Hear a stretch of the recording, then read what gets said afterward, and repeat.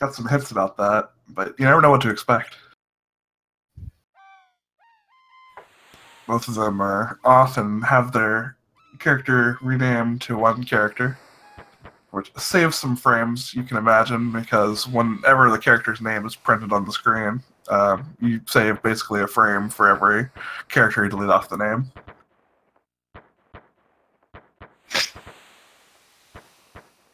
What are the odds on someone dying and losing the run? It's about 50-50, really. Kappa. You either win or you lose, right? That's how it works. I think we're gonna be pretty safe hands with these two, though, honestly.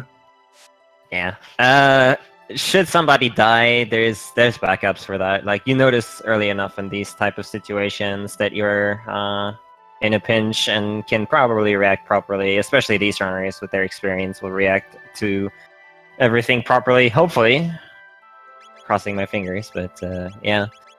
Starting off here, we have, oh, they're very nice. They of course set the battle speed to 1 as fast as battle speed, and they changed their controls. And they also both decided to change window color, or like window scheme, I should say. Which is interesting, because I think these are the only two that do that, actually, in runs. They both do it in every run, or is this like a gentleman's agreement kind of thing? No, DD does it always, I think, right. And Otto too, so yeah. What a good matchup, then. There you go. But yeah, the battle speed thing is pretty obvious, because you want the battles to go faster. The memory cursor thing, it's a little less obvious what it's good for, but the most obvious thing that you can do with it is you can hold X to attack or press X to attack. If you hold X to attack, it'll let you attack on the very first frame, which is very nice for going fast. Definitely. And it also lets you keep track of where your cursor is for what tech you used or what item you used, which is very nice for being able to do attacks fast.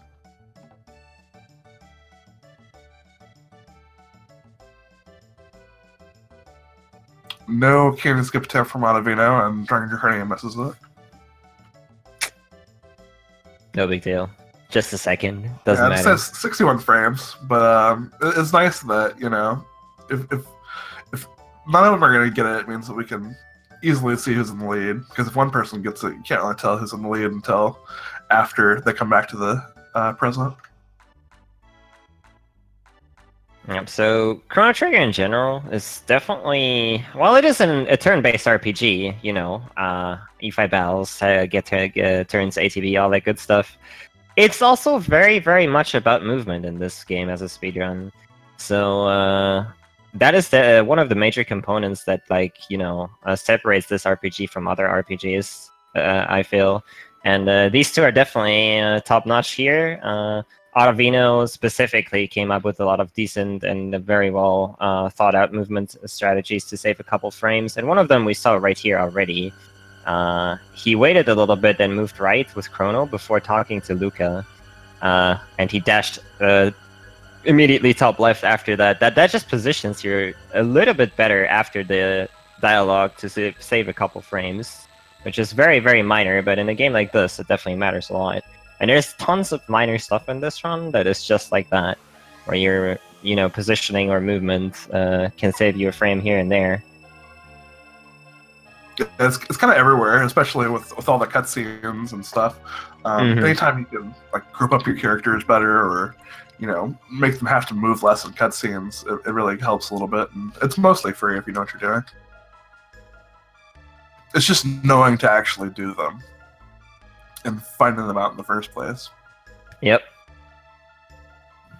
For now, we got this amazing sync going, but it's also there's not much that has been happened, so there's that.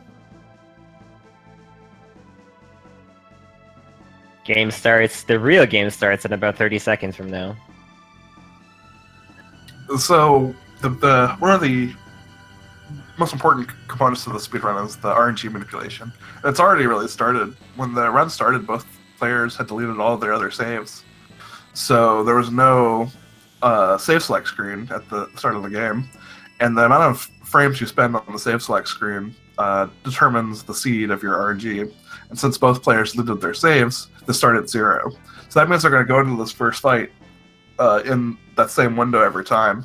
And the way the windows work is that at the start of each fight, the RNG value jumps forward to a predetermined list of windows, and then from there, your actions in the battle and enemies' actions determine what the RNG value is. So if you perform actions based on the script, you'll have the same outcome. You'll end up in the same windows every time.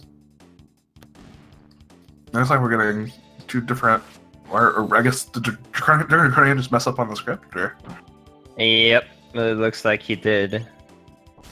So for this first battle, it's actually kind of difficult to do this on Battle Speed 1 if you're not quite used to it, and it's you have to press right very fast after selecting attack in order to kill the imps in a certain order, because in order to not get hit by them, you have to kill the left one first, then the top one, then the right one. Yeah, it used to be that we got hit by 2 of them, but now we've scripted it out so we don't get hit by any of them. That obviously saves time over having to deal with the imp attack animations, which is nice. Otta reading the sign for Guardia Castle. Very nice. But yeah, I'm not too sure. I do know the backup for failed bird skip, but I'm not sure how DD's RNG looks right now. He might know, but I have no idea for +1 attack how that was going to look. Should be interesting to see what he does, because at the start of the run, if you lose the manipulation, it's not a big deal. It's probably like 30 seconds time lost, which, it really depends on what window you get in with the Nagaets, but yeah, 30 seconds is a pretty good estimate. Yeah, it can be a lot worse if the Nagaets definitely. Definitely. But there's backups that you can employ sometimes anyways. I'm just not sure for the +1 attack if there is a good one. I have no idea. It's pretty simple in this early stage of the game, because the only real thing we're trying to do at the RNG at this point is manipulate the Nagaets to not cast slows on us and to group up. So the thing with that is that we start at the 0, like I said, and the window for the Nagaets is like pretty far forward compared to where you naturally get. So the things we're going to be doing, for Ottavino especially, in the future fights, are basically going to be to try to shift the window forward ahead as much as we can so we can get into the good Nagaet window. And we'll see what DrunkenDraconian does. There's definitely a backup for Miss Bird Skip, and I imagine if you noticed what was going on, you could just like switch back to the old strategy if you missed the input, but I don't really know. Yeah, he didn't though. That's the thing. Like he only got hit. He didn't wait to get hit the second time. So yeah, I actually don't know where he is now. So we'll have to see how that all plays out. Maybe he's just gonna wing it. I don't know. Like DD definitely knows that Ottavino is very, very strong. So I think he is going to chance a lot of things should things go slightly wrong, because he knows he has to like basically go all out in this match.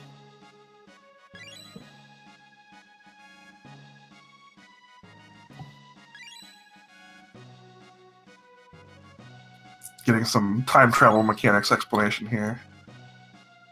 A short break before we do some more fights. Yep.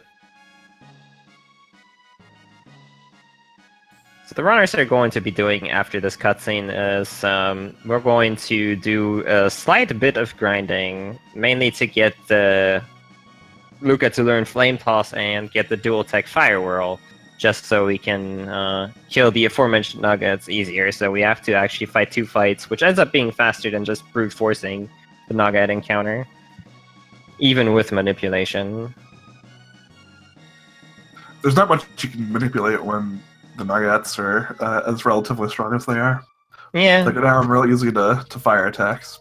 I mean, I have never tried, to be fair, to like, just force it so they just attack you, but I can imagine that it still takes forever. Alright, so TD gets hit here one more time. This is where it gets interesting.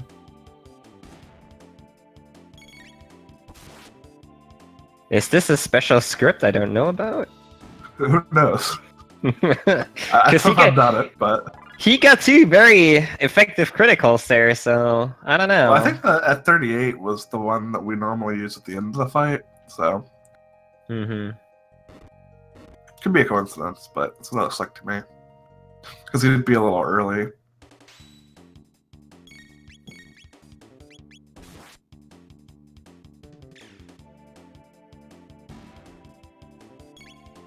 All right, Otto looks good here. Does it though? Well, Otto looks good. I don't know. They got a crit on that last attack. Is that okay? I thought I it was don't know. normal attack I for should 20. be. I guess we're just gonna we're Be. swinging it now. Did I miss him? Maybe did he miss the RNG jump?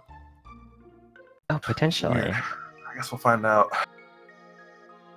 Because what you're supposed to do there is you're supposed to attack with both of your characters on the left one, and when Chrono crits it and kills it in one hit, Luca will retarget because the enemy is dead, and for whatever reason that jumps forward the RNG more than it otherwise normally would.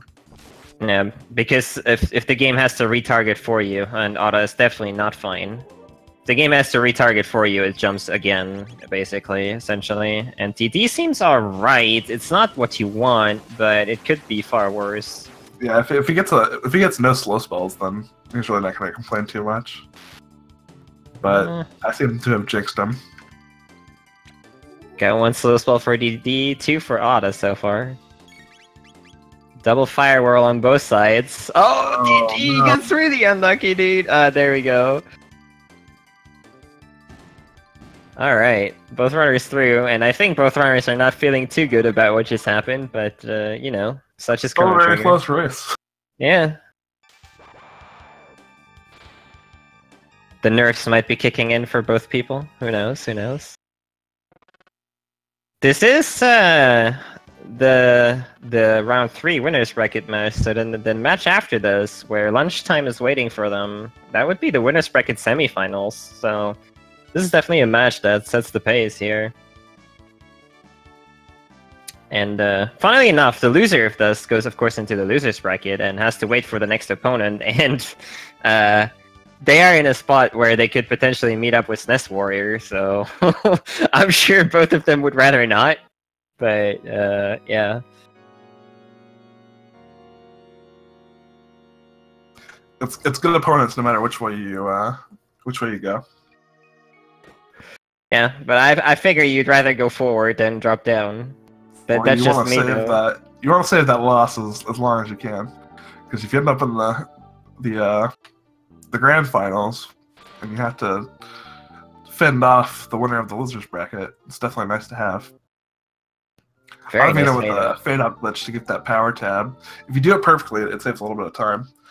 Basically, the fade out glitch, it works by if you press the menu button as you're fading out from a screen transition, it resets the timer on the screen transition, so you can kind of carry that screen transition forward and do stuff with it. One of the things you can do is interact with things like that power tab, and you'll collect the power tab and then fade out and go back to the screen transition, which saves you the time you have waiting for the power tab animation and then walking back out of the room. Indeed, and we're going to be using that fade out glitch for other stuff as well. Both runners with very clean cathedrals from both runners, movement-wise. Very nicely done. So this fight normally would be manipulated in a way where Frog would get a lot of crits here to kill the gargoyles, and you would just firewall the hinge. You normally get a crit out of him if you're off RNG, just because he crits so much. But indeed, and DD got a crit there, so he's making up a little bit of time here. If he gets another one, that would actually put them kind of even. Didn't get a crit, but he's still he's you know, catching up. Very close still. Very nice.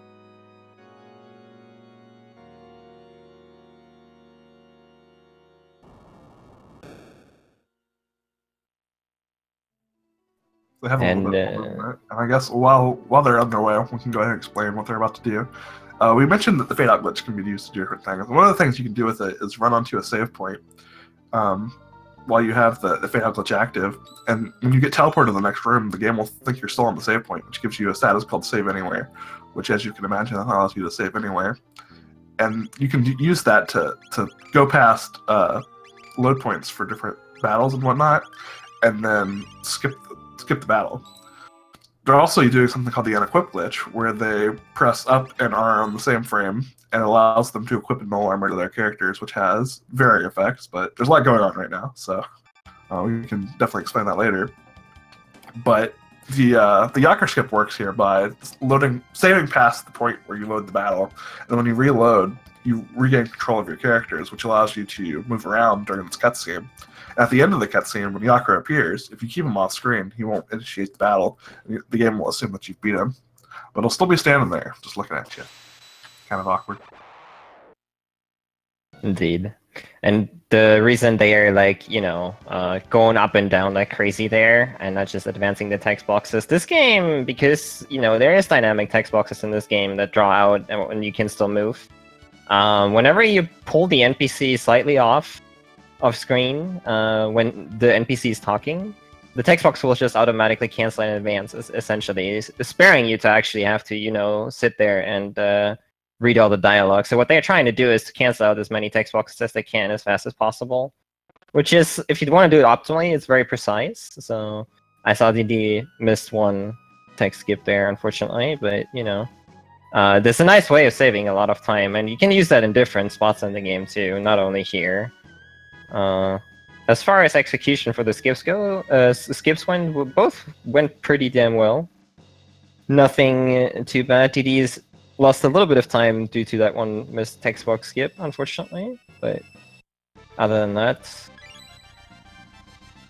Still a very close race, though. A lot of game to play. Indeed.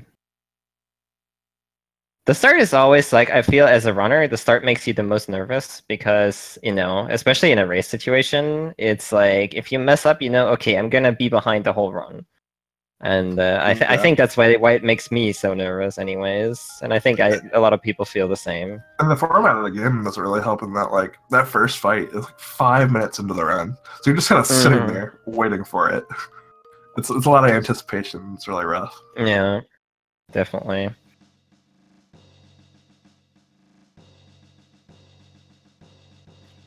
Ottavino about to do frog skip, which is very difficult. It involves just running to the side and having to talk to frog. Did we have a runner in this tournament run into frog? I haven't noticed one yet. I don't think so, right? Yeah. Good frog skips all around. Alright. So both runners, by the way, we have the save anywhere glitch that we got in the cathedral until we enter a room with another save point, so we still have it active, can still save anywhere we want, which lets us do some funky stuff here at Truce Canyon. We can save and reload, and that way we will essentially make the game spawn the bird encounter instead of the Poli and Imp encounter, and we can skip that by reloading the game. Now notice that since we are reloading the game, the runners will also have to pay attention to reload on the correct RNG. I say correct RNG, but they want to have a specific RNG set for the next part, let's put it that way. So they have to load in a specific window here in order for that to happen, which is a reasonably tight window. So I think I only really saw the reload on DD screen, and it looked okay to me. I don't know how Otto's reload went, but yeah. You do have another chance to do this reload with a safety save in the prison that we're about to head into, but yeah. There are various ways to time your reload, but this one you can kind of wing it for the most part if you have a sense of the time. Yeah, this one I feel is relatively easy because, you know, it's called a double bright load, which essentially means you have to have the screen flash and then wait just like a slight little bit, and then when you load, it's fine. It's still a reasonably small window, but, you know, if just from feeling it, you can do it pretty easily, honestly. Other loads in the game are like, you know, in the window where you have to wait 3 seconds, and then that gets tough if you have to do those. The longer you have to wait, kind of harder it is because there's more chance to kind of get off pace, but you can use a metronome and it helps a lot. Definitely. Alright, so it looks like Otta has about a 10-ish seconds lead, which is nothing, essentially, so that's very good. There's a section coming up which might even the race quite a bit, depending on how it goes. Or it could open it up even more, depending on how it goes. It's just kind of how the RNG breaks down. if you recall from casual playthrough, there's a trial sequence coming up, and your actions in the Millennial Fair determine the verdict. In a speed run, we actually want to get guilty, because if there's a text box that happens if you're not guilty, or the guard is like, I haven't heard anything about an execution. So we're going to do our best to get a guilty verdict, but unfortunately, to ensure a guilty verdict would take a lot more time than we save from skipping that text box. So we're up to the whim of the RNG, but not the manipulatable kind. It's a frame counter based RNG, so we just kind of have to hope for it. The second juror here, his actions are based on how we interact with the cat, but we never went into the room with the cat, so the game's like, well, I'll just make it random. So there's like 53% chance of the juror going not guilty, and a 47% chance of him going guilty.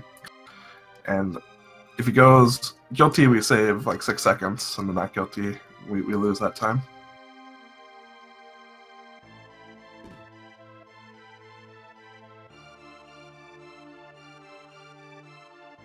The other thing is that there's these text boxes here that we have to respond to, and both of the ones that come up, we had to respond with the non-default option, which is a little annoying compared to just being able to mash through it. I don't think they both determine your... One of them messes with your verdict, but the other one, you just do it that way to skip a flashback, basically. Mm-hmm.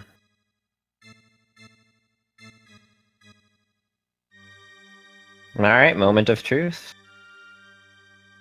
So the first one will always be the same. The second one is the one that we need to convince, essentially. And Otta got bad luck. Let's see what happens to DD. Well then, it's happened. Catching up. So yeah. That, it seems like a really minor thing, because it literally just saves a couple text boxes, but that actually matters quite a bit. Especially in a game like Chrono Trigger. It's like 6 free seconds. You can't really complain. Yeah, that's a lot, honestly.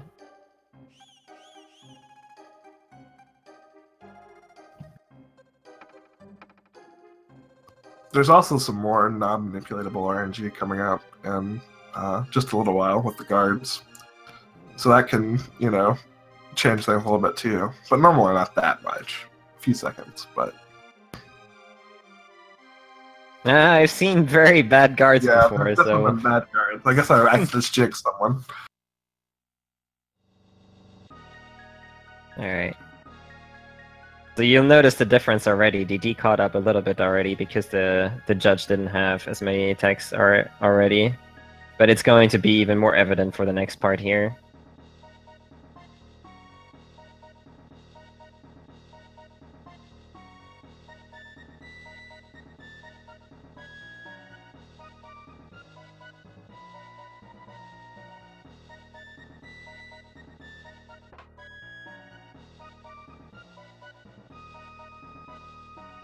So we've been doing a bunch of stuff with Chrono in terms of equipment and items and stuff. We gave him a shiny new sword and a new accessory in the power glove that we got in Truth Canyon. We also gave him 2 power tabs. And with all that combined, if we're on the right RNG, we're going to be able to Cyclone the guard for 60 damage, which is exactly as much health as the guard has. So it's nice to be able to kill him in one hit. And 60 is relatively uncommon in the RNG. So it's nice that we're barely able to kill him. It'll also let us know if we're on the right RNG. Ottavino with a safety save. Look at this sync though. Oh, yeah. Baby. That's how I like it. It's good.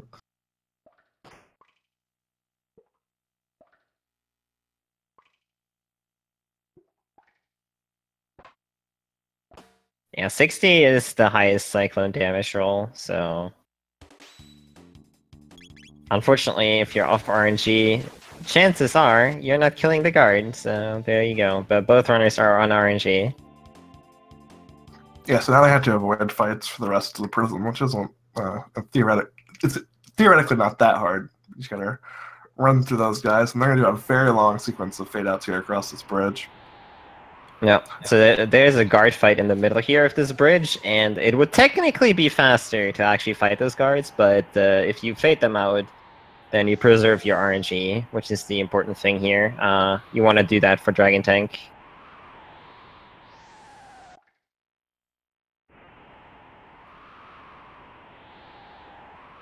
So now we have some guards to sneak up on, and this first one's not too bad for the most part, but not really agreeing with DrunkenDraconian.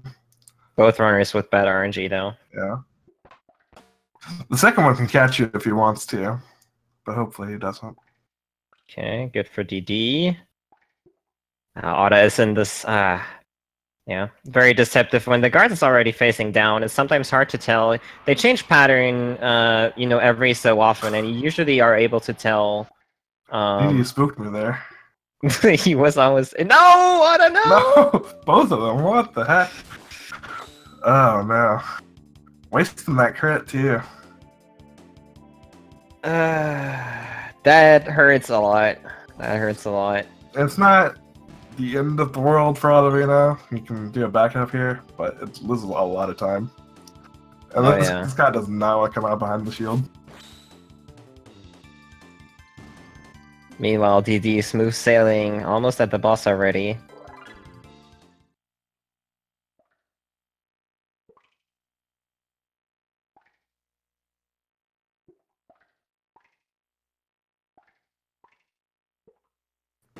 Very, very surprising mistake.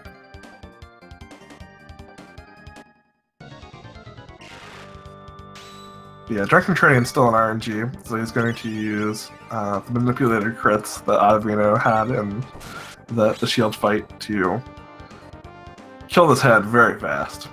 Stop him from healing. Yeah, you're not supposed to be able to kill the head first in this battle, actually.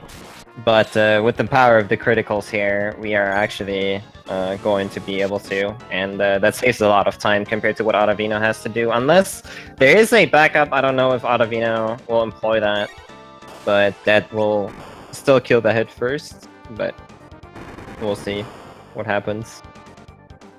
So the other thing that's going on in this fight, and also especially Ottavino's fight, is that we did the unequip glitch on Luca back during the Yaku skip, and when you equip null armor onto characters, it increases their magic stat by, I think, 10 per item that you unequip. So Luca does a ton more fire damage because of that. The other thing it does is it gives you resistance to 3 of the 4 elements, which is all of them except for fire. So it helps a lot later on, but it's not really going to mean too much here. The increased fire damage means a lot. As you see, DrunkenDraconian already done with the fight, and Ottavino will be here a little while. Yep. So Ottavino's using the backup of using firewalls to kill the middle and lower part of the Dragon Tank first, and then finishing the rest off with just physical attacks, or finishing the head off with physical attacks, which is a reasonably safe strategy. Firewall, because of aforementioned magic boost for Luca, does deal quite the amount of damage here.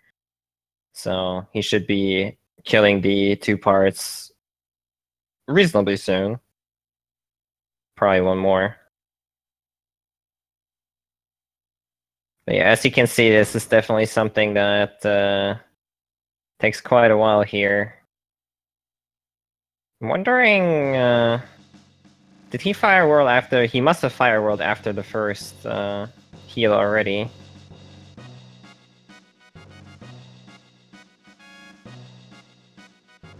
Because I think you have to wait for 2 heals and then start firewalling.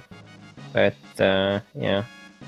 Alright, it's just the head now, which essentially means GG, because all the head can do is effectively spit fire at you, which does negligible damage. Just gotta heal Luca one more time for safety and then go. The thing is that if he misses out on levels, it will mess up when he's trying to do manipulation later on, because if you're lower level, you're obviously dealing less damage, and that can actually mess up RNG manipulation quite significantly. So he has to pay attention to have all characters survive here and get the experience from this battle too. Yeah, both Chrono and Luca are pivotal in battles later on.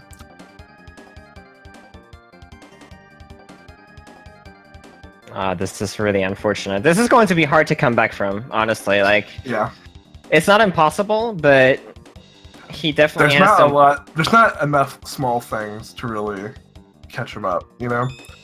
Yeah. There's some things that can happen. Yeah. I mean, there's still enough that can go wrong on the other side, of course. But I mean, DD will do his best to not, make a mistake. It's DD's race to lose, basically. Yeah, and Otta has to go for a lot of risky movement strategies, probably to try to save time here and there. So Ottavino is in no position to lose the Johnny race like he seems to normally in the first tournament. I mean, who am I to complain? He's the defending champion. Yeah, exactly. He knows things that I don't.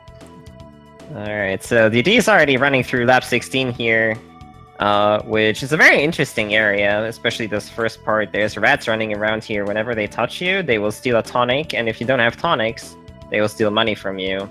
The cool thing about that, and what we can do with that, is if you have that stealing box, text box up, then you can't get into an encounter. So what we can do is we can purposefully just touch a rat, get that text box, and then run through encounter tiles just freely, which DD got a very good cycle there, so it's very well done.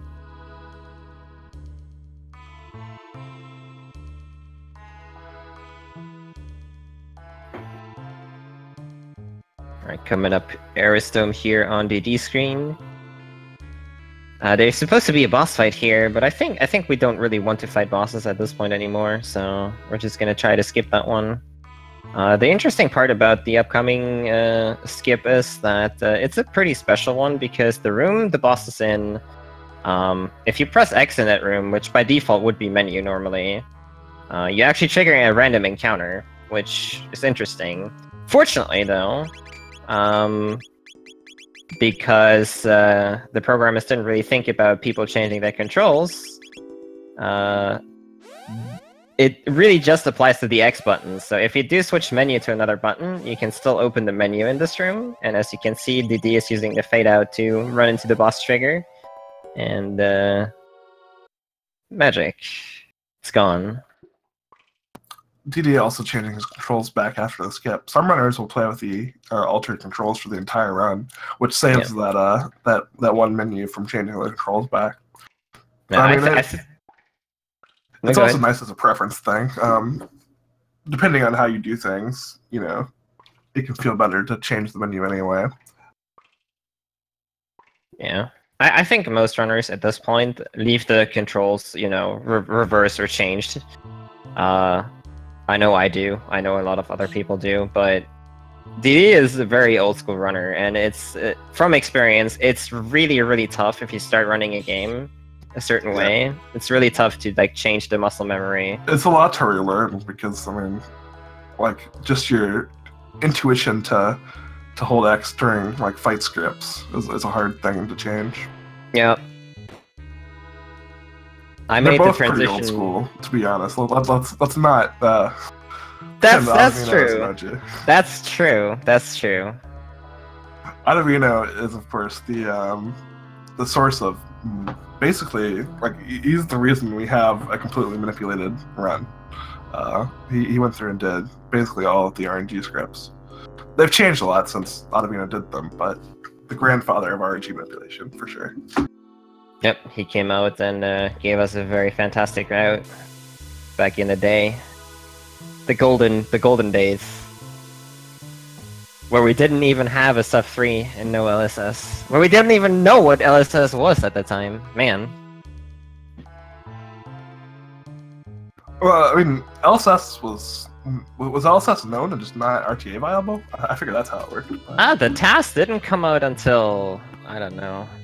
It was a while. I think 2014, 2015? I assumed the LSS was just one of those deep lore Inichi things. It's reasonably recent, even on task level, so it's not even that old. And it's only got discovered by watching an old task or something like that. I don't know. Somebody discovered it by watching an old task and thinking, hey, this is weird, and then, things started happening from there.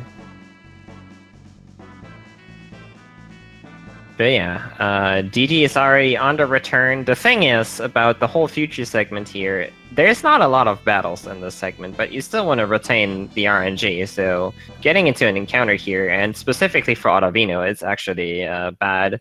Because not only did he lose time on the Dragon Tank, he will also have bad RNG for the rest of the future. So, yeah. This is like, this future segment is, don't let me lie, it's about 20 minutes maybe? Maybe 18 to 20 minutes. And yeah, it's pretty vital to have, for the 2 battles that you have to fight, it's pretty vital to have the RNG manipulation. You can save a lot of time there. Some nice crits, and especially the second one. Being off RNG manipulation can really throw a wrench in your plans. Definitely, yeah. So there's already more time lost in the future for Ottavino. Potentially, he could also just get lucky, you know, but I don't know. It's kind of hard to get lucky and still go fast because, I mean, it's not just like air quotes luck. It's based on the RNG window you're in, and the window where you normally put in after messing up the things that Ottavino's messed up doesn't normally let you be lucky. But anything can happen. Then again, he had a very long Dragon Tank fight. Yeah, it's longer than you would expect normally, so yeah, it remains to be seen. For now, we get to race a little inside the race, because our good friend Johnny appears, and yeah, this race is pretty much autopilot for the most part. You do actually save time in this race the more you stay ahead of him. So experienced runners will of course try to bonk in front of him as much as possible, while still guaranteeing that they win the race, of course. So there you go, DD getting a nice rhythm there. Saving that time. It's definitely not required to do that, but the more you bonk from behind against him, the more time you lose, so I'll try to stay it as fast as possible. You don't really have much else to do. Yeah. It's just like, you know, important that you don't lose the race, because you can't just run. I mean, you can technically run past, but then you would lose the manipulation as well, so you would have to race again at that point.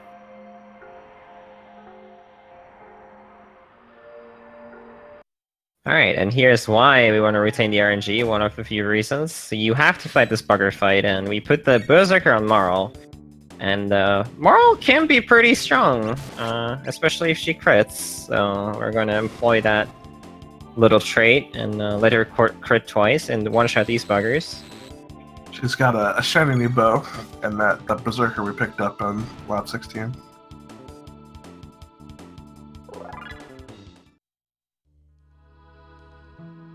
And they are going to be walking past these buggers. If you walk there, the encounter will not actually trigger. If you run, then, well, you get into a 4-bugger encounter that you can't run from, and that would be very bad. So I wouldn't recommend doing that. It can be pretty spooky, especially if you haven't sheltered. Which you shouldn't if you're doing the RNG manipulation. Yeah. Ottavino hopefully will shelter before that point. But yeah, he already healed up with tonics, I believe, in the Dragon Tank fight, so he should be fine for the most part.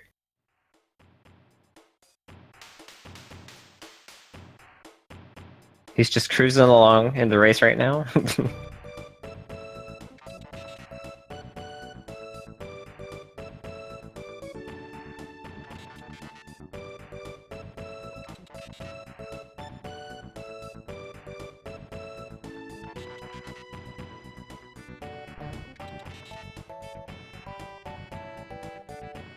Alright, so DD is going to pick up his next character here, which is going to be... Oh, he's renaming Robo. Interesting.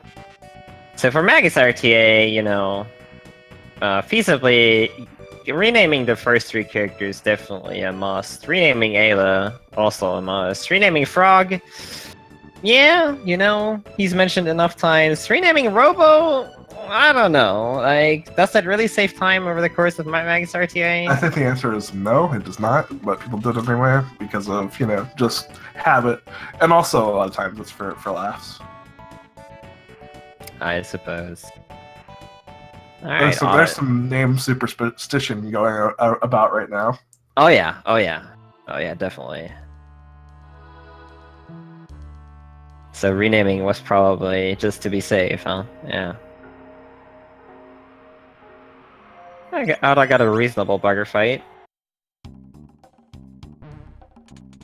And DD about to enter the fight, that we want the RNG the second fight we want the RNG manipulation for. So in this factory right here, there's these acids and alkalines here. It's the red acids have 10 HP, which sounds like, huh, easy peasy, but as you can see, their defense is pretty high, so with manipulation, we can get Robo to crit for 10, which is a one-shot.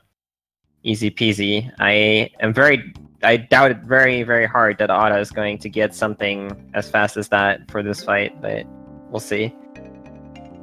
The problem here is that upcoming there is a fight that is completely random because, DD is going to enter fight here and run away, which is all good and well. You know, running away, that's fine. But we're coming up to an encounter with 5 enemies, and it is random which slime color you get, essentially. So we do know that there is 60 different formations, and it depends on the frame you enter the room which formation you get. So ideally, and that's only one of these formations has 5 green slimes, which would be ideal. They only have 9 HP, and they have less defense than the red ones, but in order to manipulate that reasonably, you can check your in-game timer in your menu and see whether you can do it or not, but it's still frame perfect, so even if you would know what you're doing, you'd have to have a specific setup entering the room.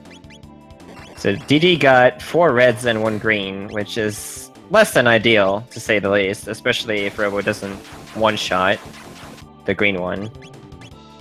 With a good cyclone roll, I guess he's not too upset. Yeah, it's the main problem. Another of the main problems is if you attack a green slime that is close to a red one and he doesn't die, then they will do a combination counterattack, which not only hurts a little bit, but it also wastes a lot of time, obviously.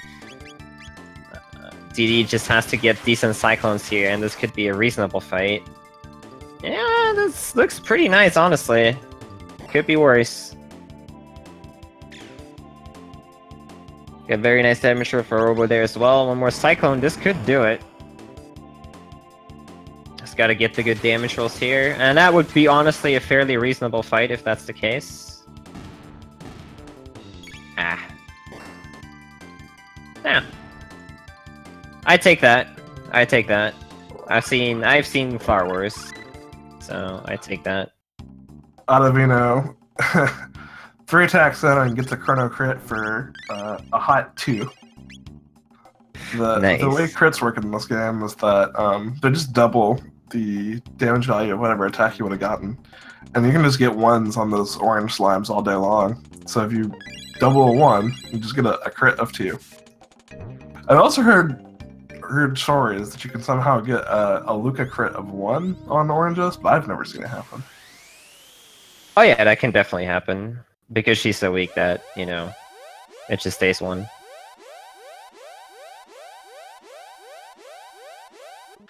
But the hot tech really is that you put the ribbon on Luca and she can crit for 3. Ooh, that's spicy.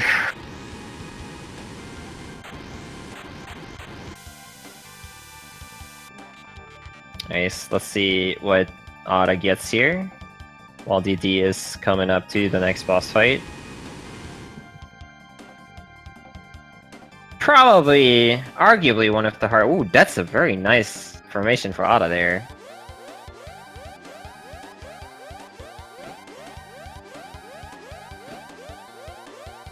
That's like 4 crit from Luca. Wow. Oh, wow. Holy moly. Alright, this is going well. This definitely catch up time here. This is too good. You'll definitely make up some time right here. Oh my god, and one more Cyclone could already do the trick. Oh my god, dude! Godlike! Absolutely godlike, dude. What a fight.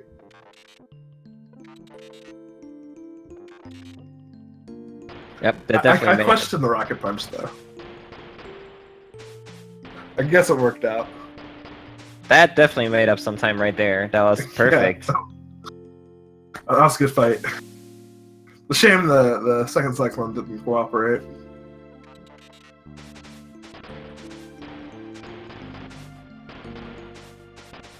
Yeah, this is one of the things that need to happen more. Like, Otta needs to save more time here. But, yeah, definitely can't complain about that. That was faster than some 5 green fights I saw, so... Alright, so coming up, arguably one of the hardest boss fights in the run is the R series, and the reason it's so hard is usually, you know, we manipulate boss fights, which is all well and good, but this one, since the formation we fight beforehand is random, well, we can't really manipulate this one, so in order to defeat these guys, you know, all the same every time, we need to make sure that our inputs are on point. What will happen is, if you don't cyclone the first row here, before they attack, you are in danger, because they will get attacks off before you can kill them, and that can potentially kill you. DD employing a safety mid-tonic here, as he should. And the strategy is essentially cyclone the front row, cyclone the back row twice, cyclone the front row. Because once you kill the first R series, or the first robot, if you hit another one and he doesn't die, they will start counterattacking, which is of course horrible for us. But yeah, DD had his inputs all on point, no trouble here. Going to get the last cyclone in, and it's all smooth sailing.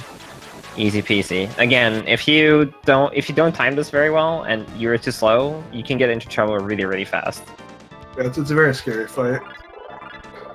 I mean, there's 6 robots, and just their melee attacks do like 30 damage each. Yeah.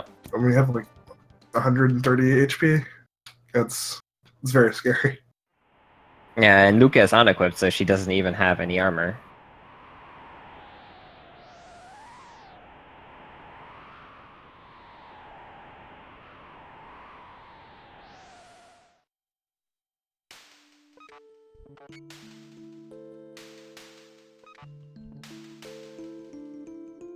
Touching sequence on both sides.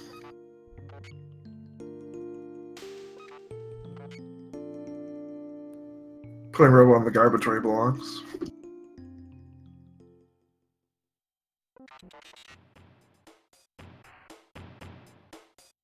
Alright, so while DD sets out for the end of time, let's see how Otta does. That looked like a very good cyclone, so he should be okay.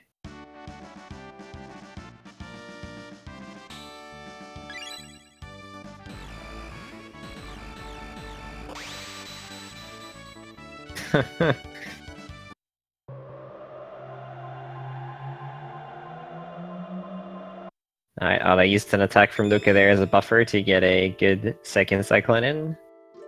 Yeah, he got like attacks on both people, so he doesn't need to worry about getting killed at the end here. If the first 3 attacks all hit the same character, you basically already almost have to heal, because you're going to get hit again, and if it's on the same character all 3 times again, then that character might die. But yeah, Otta has a very favorable pattern here, and gets through all the same. Alright. Not too bad, not too bad.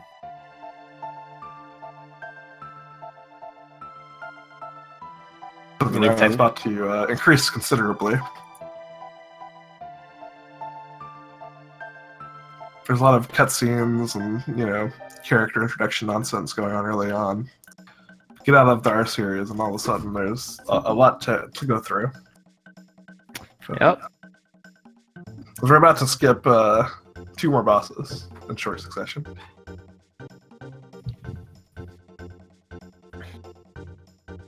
Well, I mean, if you count Specchio skip as 3 bosses, That's but... true. Specchio is a boss.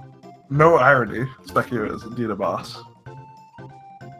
Alright, so in order to learn magic from Specchio here, we have to run around this room 3 times clockwise. But you notice that DD does it a bit weirdly. There are certain points that you just have to touch in order for Specchio to recognize that you've actually run around. So you can cut your track a little bit short by doing that. The danger of trying to only touch these points is, of course, that if you miss one, then you get to do it again. But, yeah. The points you have to touch are the 4 corners and then, like, right in front of the door. Yep. It's not too bad. It's not too bad. Yeah, they are not hard, to touch, but I've seen, Bad things can happen. bad things. Bad things. Worst things can happen with fighting Specchia if you don't answer no to his challenge. Yeah. Yeah, this game has a habit of like asking you questions while you think it's actually a normal text box. Same here with Specchio, so he's going to ask you to fight, but it really seems like it would be a normal text box. So you can't just mash, you actually have to pay attention. DrunkenDraconian doing something called Cake and Dash, where he opens his character menu while the imp is talking to him there, and by changing his characters, he regains control and is able to slide out the door and skip a bunch of text boxes, which is really nice. Yeah, and also taking the Medina speed tab here, which that would normally be an any percent kind of thing. You don't need the speed tab specifically for Magus RTA. You need one speed tab, and there's a quicker one to get later. Yep. But habits die hard. I suppose. So yeah, this is the Magic Cave, and there's really not much to say about this cave. We are still off RNG, of course, and all we have to do is to dodge and run from fights, so both runners will be doing that as they run through here. But at the end of the cave, there is a skip that we can do to skip the boss, which is called the Hecarim skip. And that one is the first boss skip that is actually pretty hard to do. You have to employ a specific way of doing that by save. We were going to get the save anywhere, and you basically have to save anywhere in a very specific spot in order to be able to reload your game and then skip over the boss encounter, essentially. Yeah, the two boss skips we've done so far, Yakura has like a giant window where you can save, and Guardian skip we just did the fade out glitch. But Hecarim skip has this mechanic where there's like two sets of triggers in the room, and they oscillate between each other, which one is active at any given time. And the one that's further away from the entrance of the room lets us save past a trigger, basically. But if we just run straight up from the entrance of the room, we're going to get hit by the first trigger because it hasn't had time to oscillate yet. So you have to hesitate slightly coming out of that door to make the triggers oscillate so you can run past them. And you do that by like stopping, you stop running for a few frames basically, and that allows us to let the triggers oscillate and then save past it. So when we come into the room again, the trigger that's behind us is active, and then we can just run up and boop Hecarim on the snoot. Yeah, it was very well executed by DD first try, which can't get much better than that. The only thing that he didn't do is switch his party members. You want to have Robo instead of Marl here in the party because Robo has less text. Yeah, and we're gonna have to change characters later, so if you do it while you're doing the fade out anyway, it's nice for being able to save a character menu swap later. Indeed.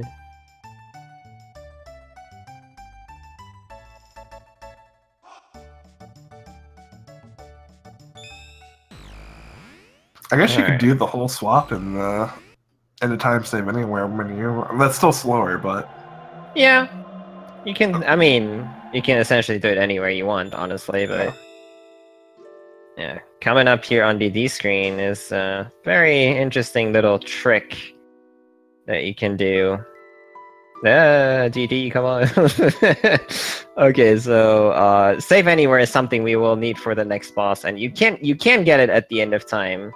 The way we're going to do it here is essentially what DD did is you can talk to Gaspar and you can basically drag the text box. It's supposed to disappear halfway through your way to the gates, but if you open the menu, you can retain the text box, and then if you hold A while the text box is up, you can actually run over gates and save them, and save that you're going to that specific area. What you can do then is you can essentially go back with that gate saved, and then if you talk or if you use the bucket on the right frame, you can still open your menu after you activated the gate, essentially. And what that does is that you can, just like Cake and Dash, essentially, what we just saw, when you switch characters while you're zipping, you can restart moving onto the save point. It's a very interesting technique that is not only used for the save anywhere glitch here, but the problem with this is really that only about 75% of the frames you use the bucket on are good. So there's 25% chance for failure. The way runners are going to try to avoid failure there, which DD of course did. You saw him pause buffer when he was getting the text box. You can tell, or it has been scienced out, which letters are good for you, or good frames. So what runners will try to do is pause buffer onto specific letters, and then essentially press start and A at the same time in order to hit the right frame. Text boxes in this game work on a 4-frame cycle, and because of the way that cycle works, you have 1 bad frame out of every 4. See if Otta can get it. See, normally if you would use a gate again, it would actually just lock you out of the menu, but with this specific setup, we can ensure that that doesn't happen. Yeah, and one of the important things is that when they enter the room, they're buffering run up and right, and that causes their characters to get slightly misaligned, and that's important for being able to gain control of your characters again. Mm-hmm. It's kind of hard to see in practice, but it's the thing that's going on. And, you know, blinking you miss it, DD is already skipping another boss. Indeed. It's a really similar thing with Hecker and Skip, where there's a oscillating trigger. The first part of it, at least, there's an oscillating trigger in front of the captain. And you have to stop running for like 6 to 9 frames, I think, to time that trigger right. And there's various ways to do that. And I think in DD's case, he does a free release Bs, where you just stop running for 1 to 2 frames 3 times. Or, well, I guess it had to be 2 to 3 to line up. And just casually, like releasing B, that's about how long you're releasing B for. That's not really something you have to go out of your way to learn how to do. Yep. But getting the 3 in before the captain is somewhat tricky, in my opinion. Yeah, it definitely is. Definitely.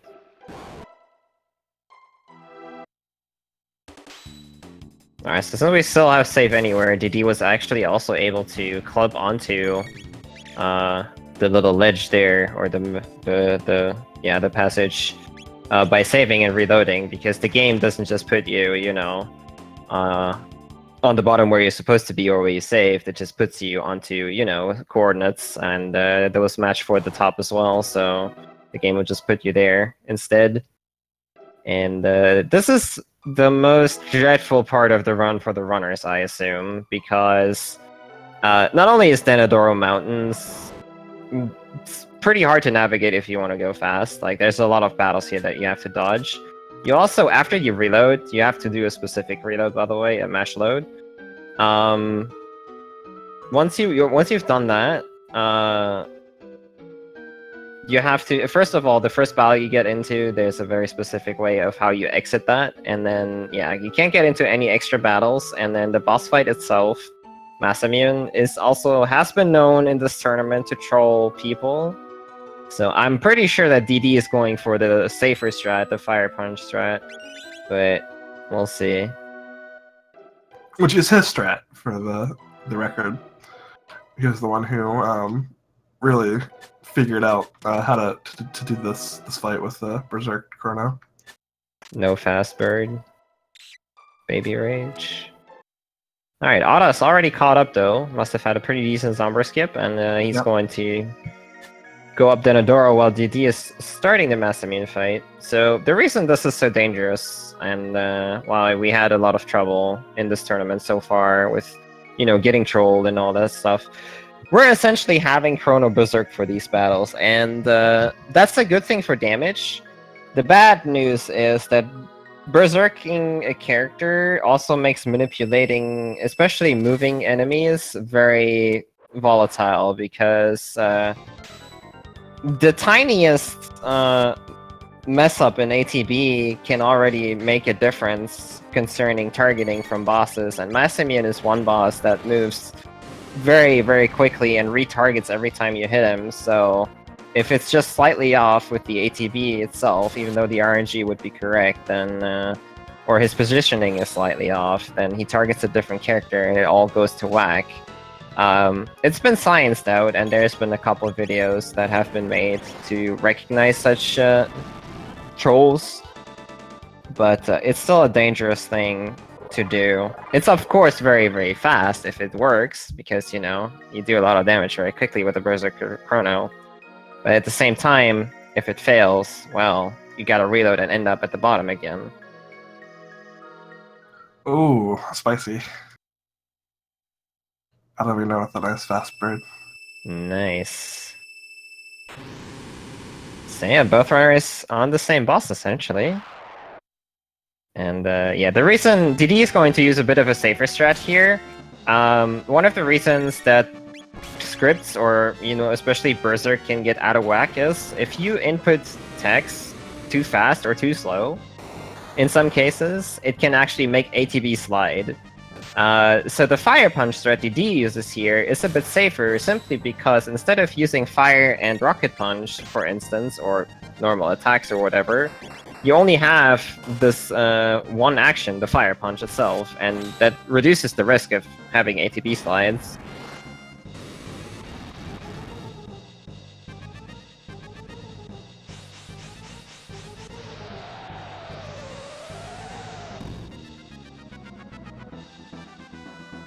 Alright, everything's looking normal so far for DD, so that's a very good thing. Looks like Otta get everything set in motion as well in the first battle here.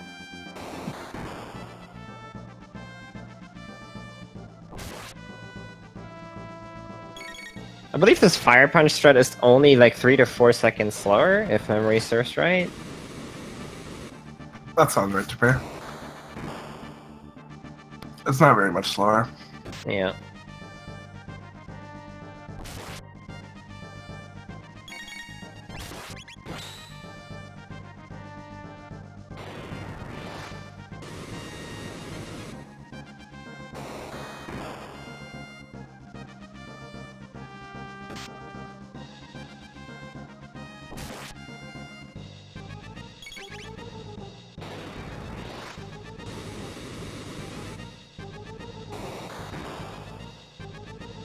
Definitely interesting to get two different fights here, though.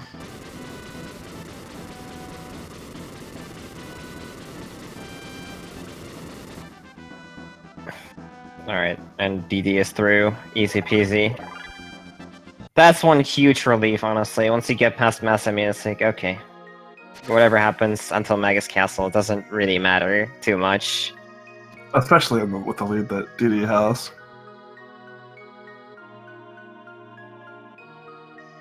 I am not quite defeated yet. We're working on it, though, Dave. We're working on it. Alright, I think Otta's fight looks good to me as well.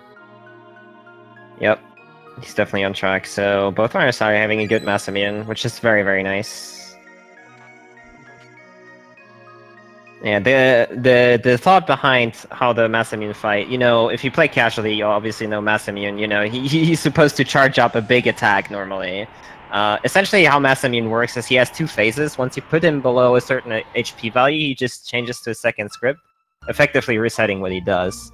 So what the manipulation essentially does is like pushing him over right before he is supposed to charge up his big attack. And then, you know, in the second phase, you just deal enough damage to straight up kill him before he does it. Which is pretty insane. It's pretty insane to me, too, that that actually works out that way. But, yeah.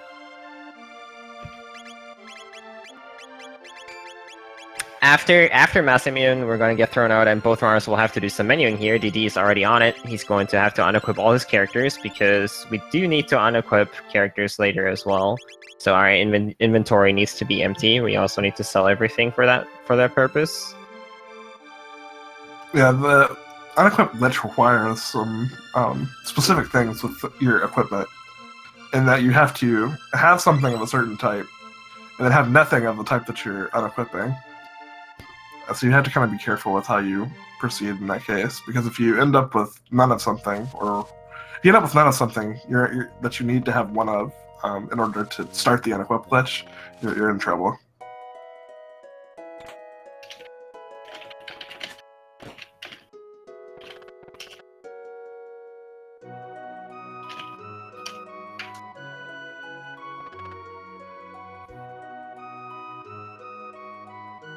Alright, so we'll have a couple smallish cutscenes here. Nothing too bad. We're going to try to restore the mass immune in order to actually be able to fight this Magus guy. And in order to do that, we have to go visit Melchior and then go back into the distant past in order to find some stone. So there's going to be a couple of cutscenes there. And yeah, the only thing, there's going to be 2 battles in between all the cutscenes that are going to be a little bit tricky, but once we get to that, we can explain that a little bit further. So we don't have save anywhere anymore because we lost it in that one room in Donadoro with the save point. So we're gonna have to actually get into this fight and just run from it. But I mean, it's part of the script. It's fine. It's just Yeah.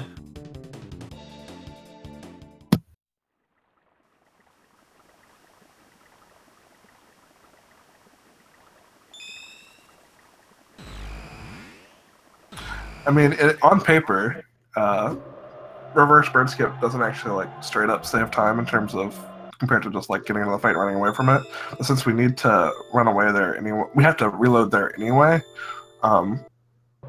That's what really pushes it over, because otherwise we'd just be reloading in the prison. Or well, we have to. I guess it's not really true. It does have to save time because we can just mash load on Yakker skip. Yep, it saves a little bit of time, yeah. It's not a lot, but it does save a little bit.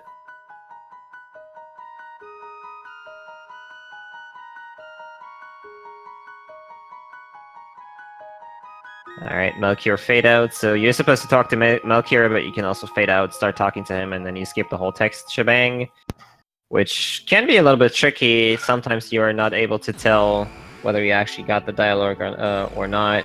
I learned something interesting a few races ago, that what's actually happening, which makes Melchior tricky there, is when you go through the portal back to that, when you go through the portal to Medina there, the text box is saved in RAM. So you have to actually cancel out the text box at some point by pressing A. Yep. The invisible text box. And if you don't do that, that's what can make Melchior weird. Yep, if you just hold A to enter the building, that won't do. So you have to actually press A once. Alright, so and not on the world map. So yep. Yeah. So DD is entering the Reptide fights here, and they're kind of tricky to manipulate because these Reptides, while we are still RNG manipulating everything, they move basically based on when you close the text box prior to the battle.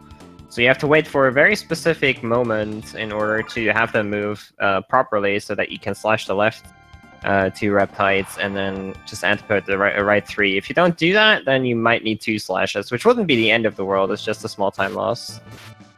In theory, we say that nothing that you do outside of battle really affects your RNG, but it doesn't end up working like that in practice, because based on, in this case, text boxes, and in some cases, like the pixel where you enter the fight can affect the scripts. Yep. Because a lot of times your characters might be off by a pixel when they get into the fight, and that can actually affect things. In fact, in the fight with the imps at the very start of the game, if you move up by like 2 pixels or whatever, you're shifted a pixel to the right when you enter the fight, and that totally throws off the script for that fight. Indeed.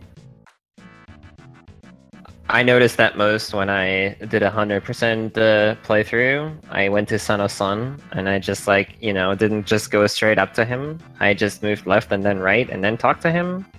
And normally you can flame toss the right 3 flames with Luca on the left, but Luca was set off a little bit, so she actually hits the eye in the middle as well, which is really weird. But that's things that can happen if you're slightly mispositioned in this game.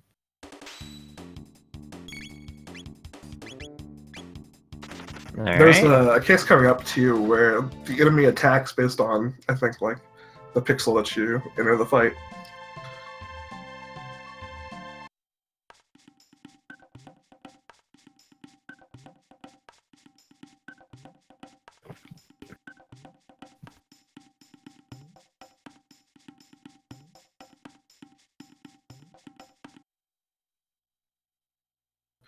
Changing our party out here, we were using Marl for a little while, but now we have Robo back in because Marl takes a lot of time with this party.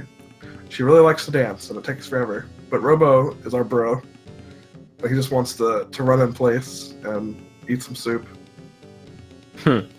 Yeah, so the way this works is essentially whatever characters you bring here, you have to talk to them one time, and then they will perform some actions, and then if you talk to them a second time, you can actually finish this. And like Tsunami said, if you bring Marl, she wants to dance, and you actually have to wait until she does, and that takes a little while.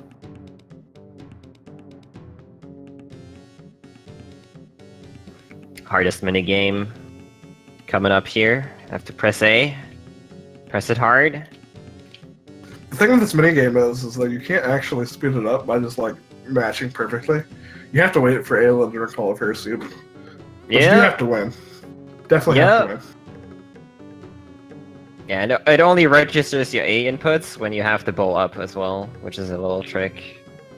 But, yeah. It's very hard to lose this minigame. But I've seen people do it, so there's that.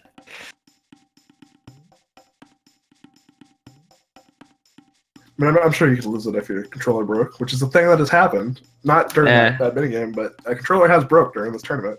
That's true.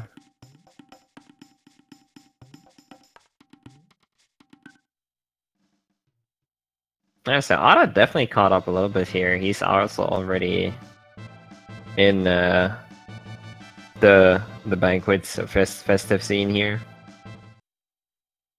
Partay.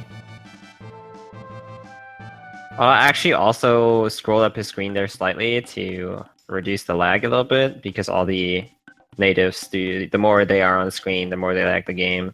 It's very minor. That's a cool little trick. I've never seen that.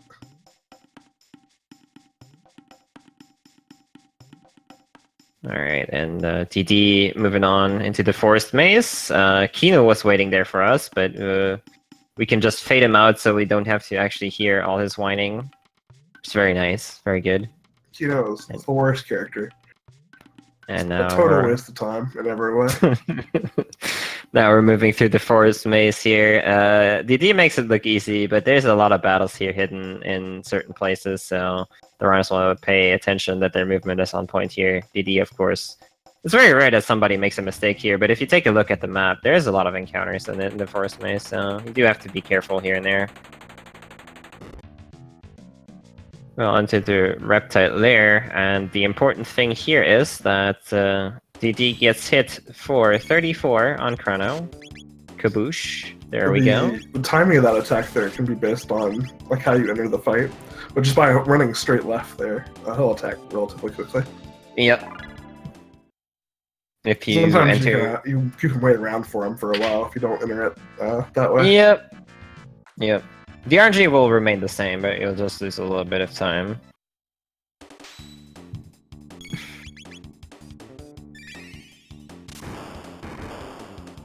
So Ayla gets to show off for the first time here. I get a nice crit from her, which just does an insane amount of damage. Yeah, Ayla is a little bit higher level than the other characters are at this point. So yeah, we're incredibly under-leveled just because we've been skipping bosses and skipping past battles and stuff. Yep.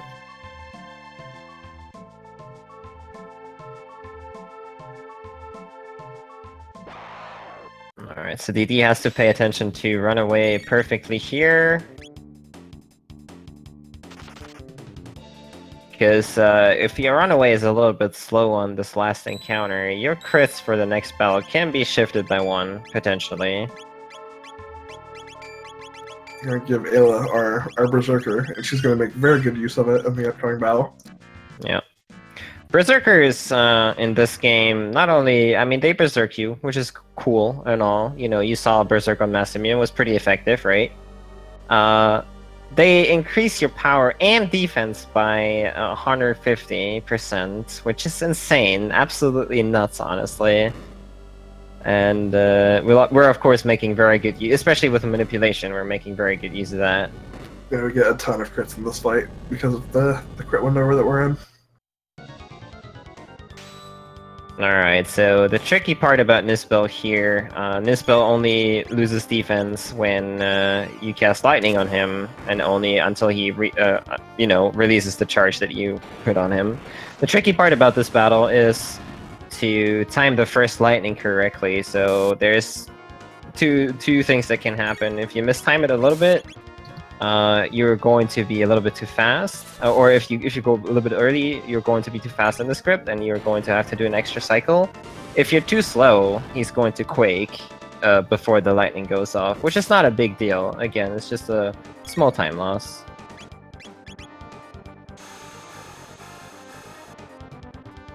So ideally, Nispel, if you're on script here, is going to release the lightning here 1 time, and in this next cycle already, we're going to pretty much kill him if everything is done properly. And Otta is not far behind here. Almost in there too already.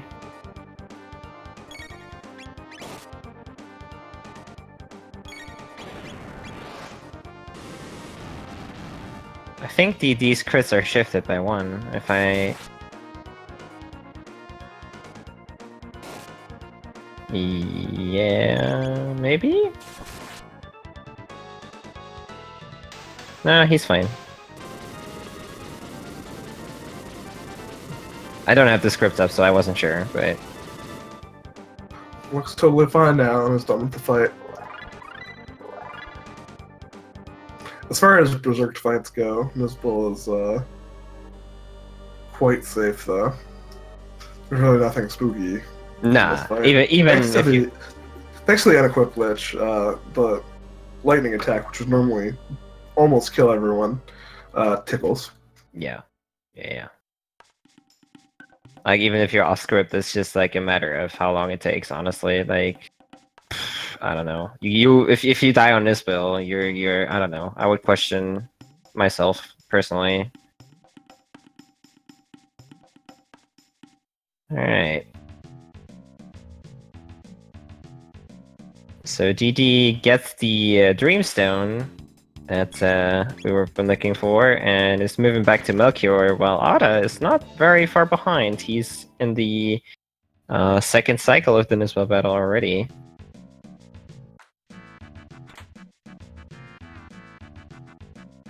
He's been making up some good time.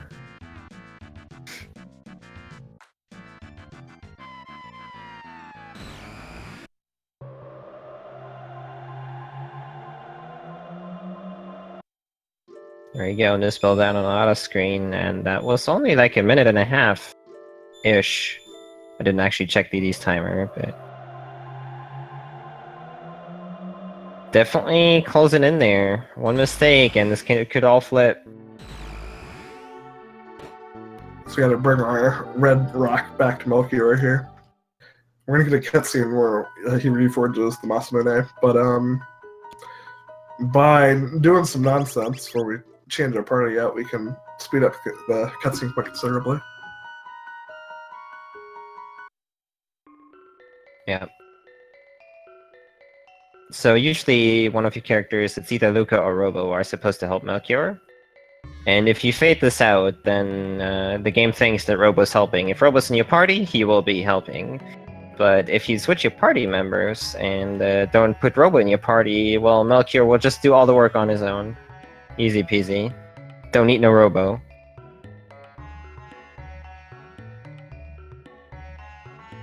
It's nice that it doesn't completely break the cutscene.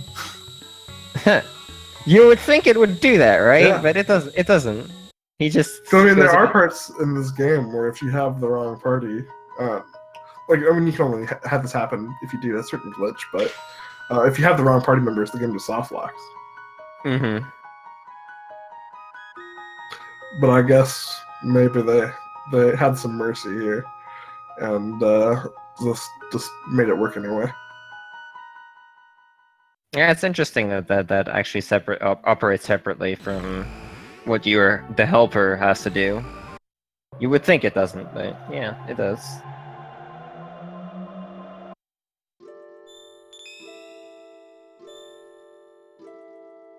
Alright, so now we're going to be delivering the Mass Immune to Frog, and we're in for the longest batch of cutscenes for this race. We're going to have about 3 minutes of Frog reminiscing about his past and, you know, mustering up the strength to face Magus. Very important to hit this burst skip here too, because you don't want to, you know, lose your RNG right there.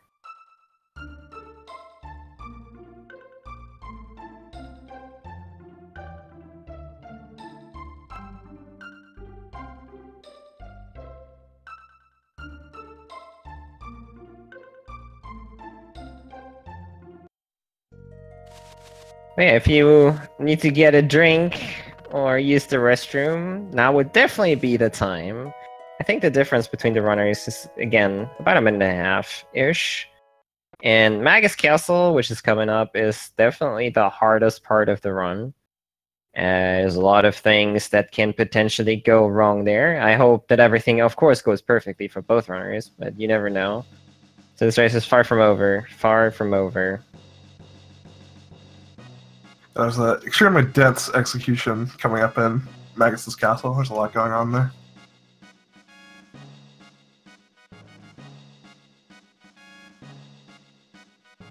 Which is really why this is a perfect, you know, short goal category for this game. If you would put it anywhere else, it wouldn't be as interesting. But Magus Castle really prepares you as well for, like, you know, a full 80% run or even 100% run. Everything you need to do in speedruns is condensed in this short goal, so it's a nice way of getting into the game, for sure.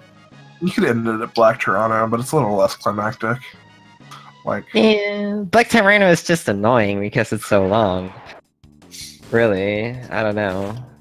Magus Castle has a lot of nice movement in there. There's a lot of good enemy skips. There's a lot of good boss fights there. Black Tyranno is literally you sit there for 6 minutes and do attacks, which is like kind of like, eh.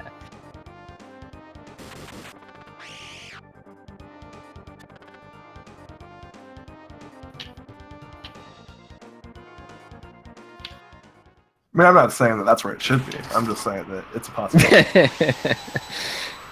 There's really, like, you can't really make the argument that, because I mean, the run doesn't really diverge until after Black Tyranno. That's right, yeah. So yeah, any percent, all categories are essentially, they are almost equal up until after Black Tyranno. There's some minor differences in terms of, like, item pickups and party composition because you need tech points for people. Yeah. But there's nothing like going to different places entirely, like happens after Black Toronto. Indeed, yeah. Or I mean, you will still lose in all categories. Use the same battle scripts essentially. With like maybe you know, if you use a different party member, you might have to shift an attack or whatever. But yeah. It's like you might use Marl for Flea and Magus's Castle more and stuff. Yeah. It's very minor, but after Black Tyranno is where all runs separate quite heavily. Which is why this is a perfect introduction for you. If you don't know what category you want to run, you can still go ahead and do this. No problem. Unless you want to run New Game Plus, in which case, well, I can't help you. This is common for all new game categories, at least.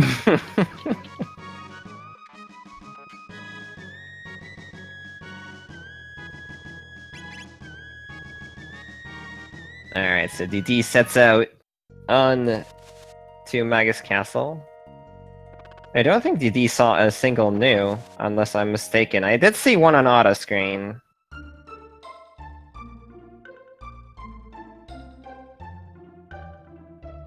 But yeah, so what the game expects you to do before Magus Castle is, hey, you got a new party member, you know, Frog, maybe you should try teaching him magic, so you're supposed to go back to the end of time and do that. But in a speedrun, we don't bother. The problem with that is that we get 2 full sets of cutscenes back to back because of that. The game definitely didn't expect you to do that, so it puts like cutscenes here as well. It even comments on your not having magic in the next battle, which is a cool thing. It's like, hey, you should maybe get magic. And we're like, how about not? Yeah, it's cool. You get frog magic in any percent though, so he doesn't go magicless in all categories. Yeah, as cool as Frog is as a character, and as strong as he is with the Masamune and the Berserker at this point, he's not good enough to, you know, justify going back to get him magic. Especially he's not good with magic in general, and even for full game runs, the techs he learns with other people, they are not that good. So, unfortunately, yeah, he's kind of at the short end of the stick there.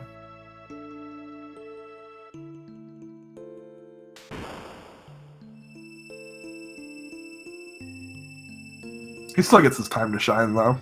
Oh, definitely.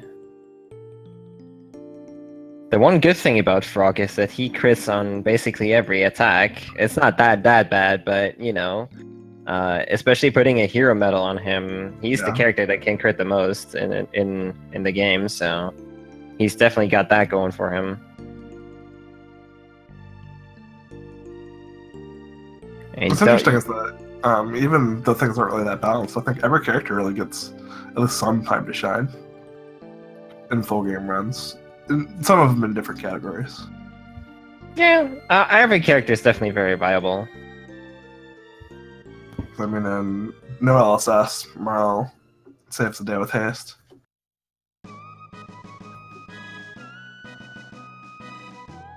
She's also a big part of. I mean, she's obviously a part of New Game Plus. Well, kind of forced the but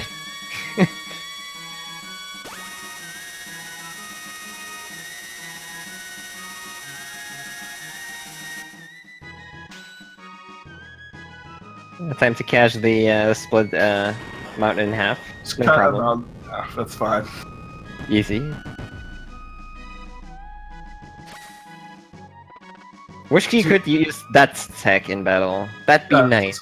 So you're telling me that Frog can just cut a mountain in half, but can't one-shot literally anything? You're telling me that? It's a bit surprising to me too, but I don't know. Alright, so we're supposed to get hit here where DD's getting hit for 19. Perfect. So he knows, okay, I'm still on the RNG. Don't have to reload. And yeah, he is aforementioned mention of magic. This text box is actually really convenient because while this text box is going, the monsters in the cave still keep moving, and the bats do line up after these text boxes so that you can just run past them. Otherwise, you would have to wait, which is actually kind of interesting. But yeah, so that text box doesn't even waste your time.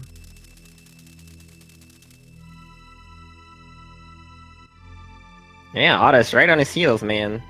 It's right there. It's gonna cut the mountain in half as well right now.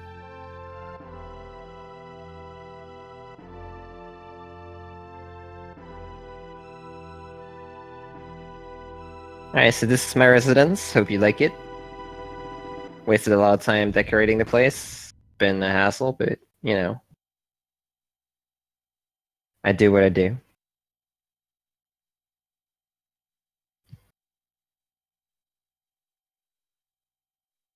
Gotta check the place out first. It's very important.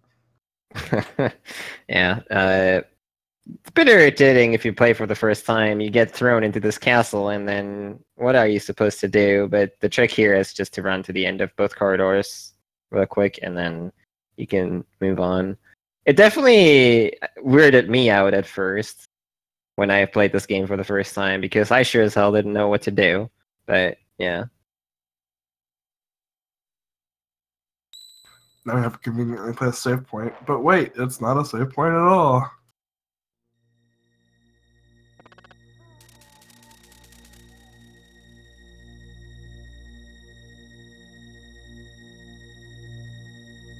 I hear you're busy right now. Is it because you're commentating this race?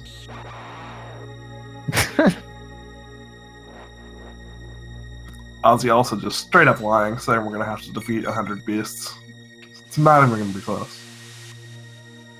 Well, I mean, if running away counts as defeating, we might get close, right? But I mean, we don't even get into battles with most of them. That's true. Gotta dodge all of them. Alright, so very important, Frog gets hit here by Crimson Rain, and we defeat the battle with a rocket roll, and now we're going to equip our characters really quick. Very important also to unequip Frog. There we go, the helmet at least. We want to have the Ruby Vest as well, to give him a little bit of defense. And of course the Berserker, the most important tool here. This is fairly close, they are not too far apart. So with the Berserker, we should hit for 188 here, and we do. And the Berserker does definitely do very fabulous things for some battles. We already saw the Masamune fight, where you can basically just juggle him for a little bit here and there. You know, manipulate his targeting.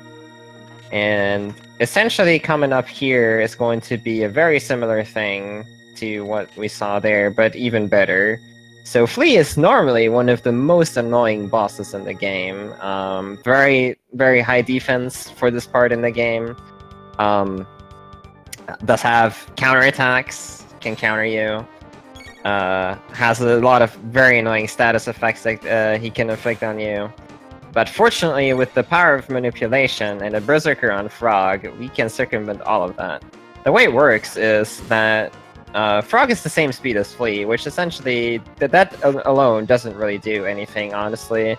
The trick here is that whenever Frog attacks and Flea already chose a target, Flea retargets and effectively makes her attack, or his attack that he had lined up, useless.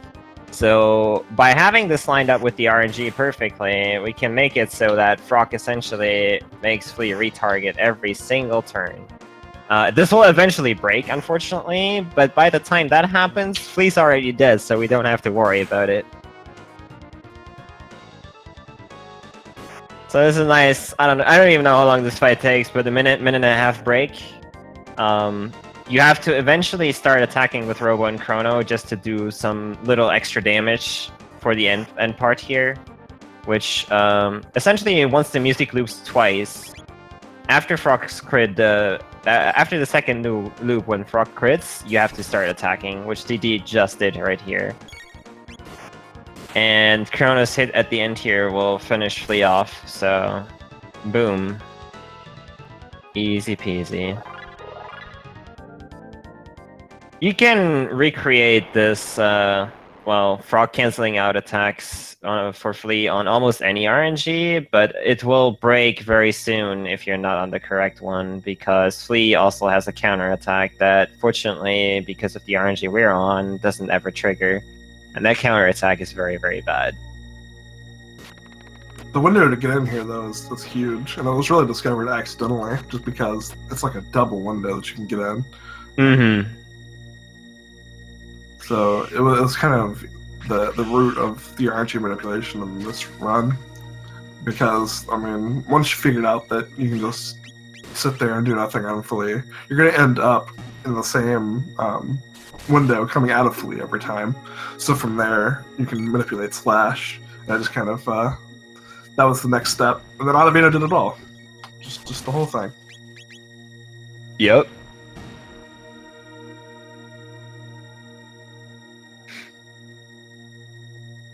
Alright, so I was almost at the end of the Flea battle as well already, while DDD is making his way up to Slash here. Slash is a very tough boss, actually, especially for a speedrun party, because Slash mostly operates on physical attacks, which, if you remember, we unequipped our characters, so we're going to take a lot of damage from stuff he does, mostly. He also uses the Slash attack, go figure, which we're not going to take damage from thanks to the unequipped glitch. But yeah, we're still on a script, of course, so everything that you see should be happening for a reason, as long as TD and Otta don't make a mistake. It's going to be cut very close in a couple spots, but the slash manipulation really is relatively straightforward. It's manipulated in a way where Frog gets the maximum amount of crits, essentially, which, yeah, Frog is the one that deals the most damage. So, that makes a lot of sense, right? Yeah, Frog does like 4 times as much as Chrono and Rubo do. It's a little insane. So as long as the runners follow the script, they are safe. Getting off script on slash, definitely not recommended. Very bad thing to do. If you do, then mercy. Because it's not as potentially bad as like Masamune can be, but it loses a lot of time if you play it safe. Yeah, it can be you really have bad to, if you don't play it safe. You have to play it safe if you get off, because Slash will do like 180 to 200 damage to your characters with attacks, except for Frog because he has the Ruby Vest on. But yeah, Chrono and Robo are fresh meat for him, and especially in the second phase here. Yeah, everything is still in order though for DD. And to be fair, the Slash crypt is not really overly difficult. Especially since it's been modified since the olden days. In the old days, there was a really tight mid-tonic you had to hit here in the battle, but right now, there's nothing really too overly complicated about the script. It's reasonably straightforward.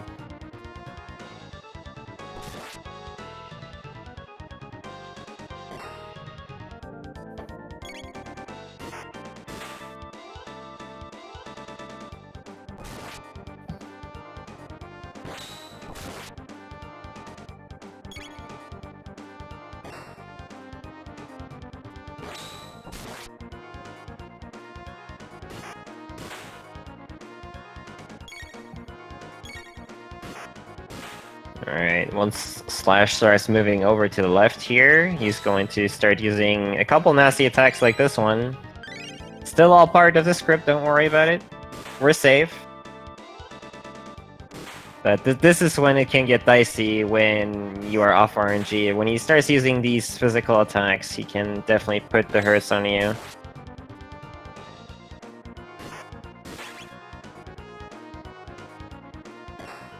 Alright, DD is about to end this fight very soon. I think the next attack should give him a counterattack, and then the next one after that... Ah, no, there's still one turn left, and then he gets the counter. So once Slash drops below 600 HP, he starts counterattacking with Yes Indeed. There you go. And then the next hit should finish him off. Easy peasy. He also sets Slash for Chrono there at the end of the battle, just so he can access the tech menu easier with memory cursor. And yeah, he's then going to be we're running off. away for some battles rather soon, and being in the item menu when he went away is annoying. Yep.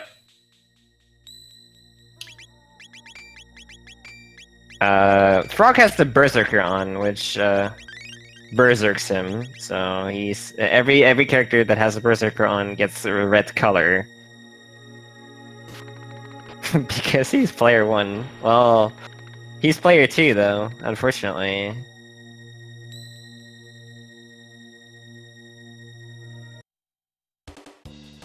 Yeah. So DD is going to be, like Tsunami said, running a little bit here from battles. And Otta is almost at the end of the Slash fight already as well. Not too far behind. Slash did drop us the Slasher that he used, which is a very nice weapon for Chrono because it increases your speed by 2. It's also more powerful than the sword we had, of course, because we're still rocking the load sword from yeah. the last 16. Yeah, it's been a while since he's got an upgrade. Yeah, as an added bonus, we get the 2 speed, which is very nice.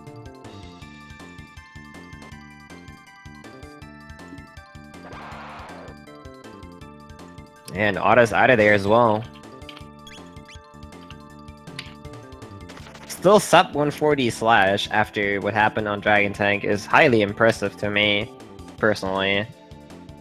That's Definitely a very, very good pace. You know, nice. The discolored Aussie. Very nice on DD's stream.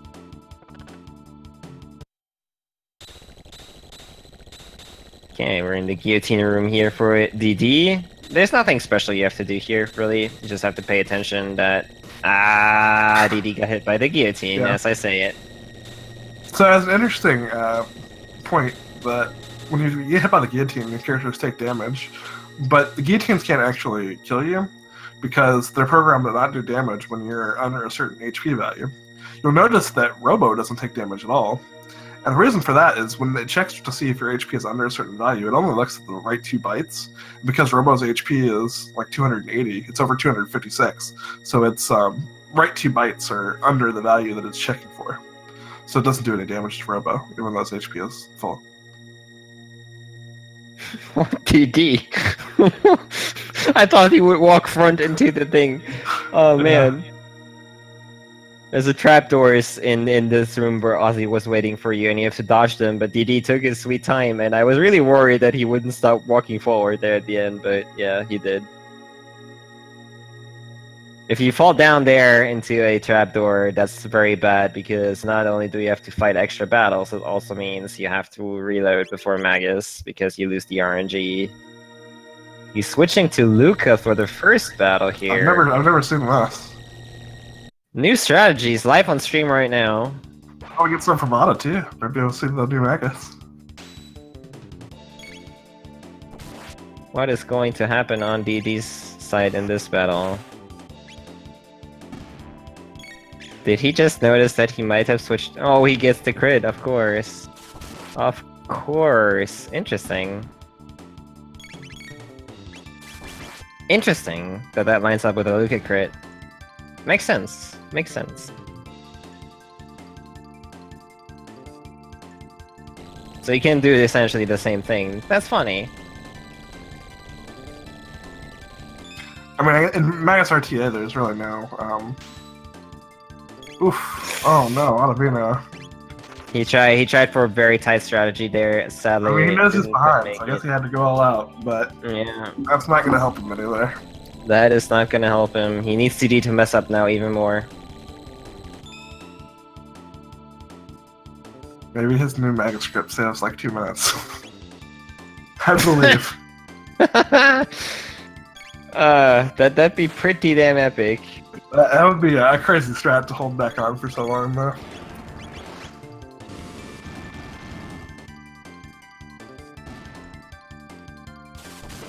Very important for the juggler fight here. They change their weakness from physical to magical attacks whenever you attack them with a certain thing, starting out with magic, or weakness to magic. So you need to slash them before you can attack them, or you just hit them with magic before you can actually attack them with physical attacks, and vice versa then. It's interesting. That was an interesting battle from DD on the jugglers though. Seemed a bit weird to me. I hope that this just because he knows what he's doing. I don't know. Because usually what I try to do is make the RNG jump by targeting X-Strike on a juggler that will die, but... I think the only reason you do the jump is to save a crit, though. It's not like a different window thing. Because he gets a crit here. That's fine.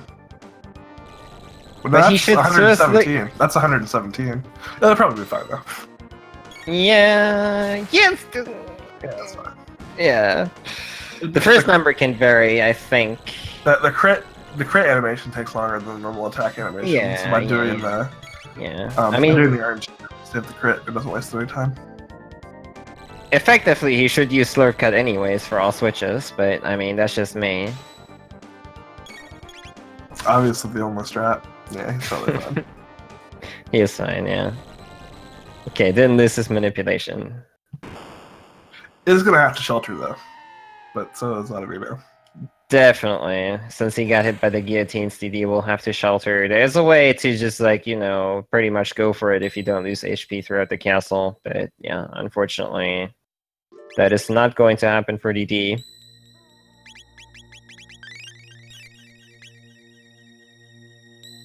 Meantime, Ottavino on the jugglers, so...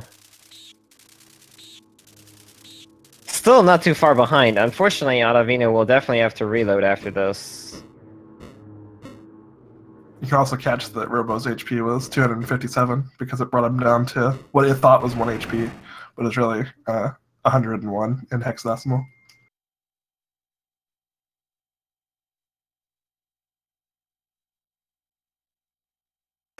His heart.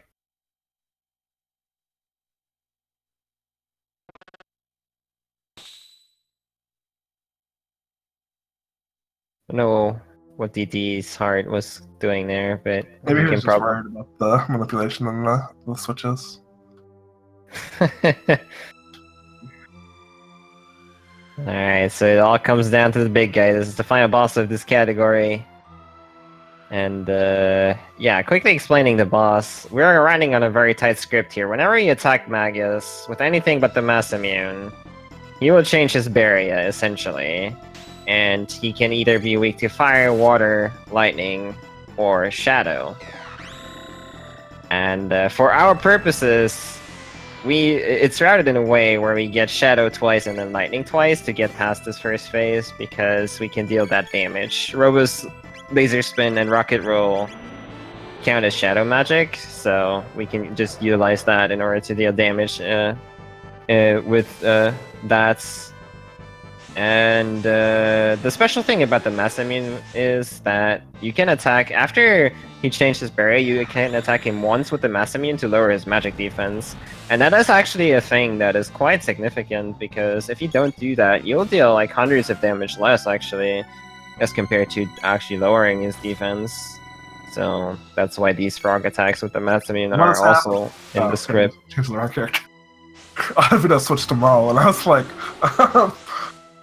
Here we go, Marl Magus. Doesn't make any This sense. is it. Alright, so Otta has to reload, and this is sadly a very tough reload.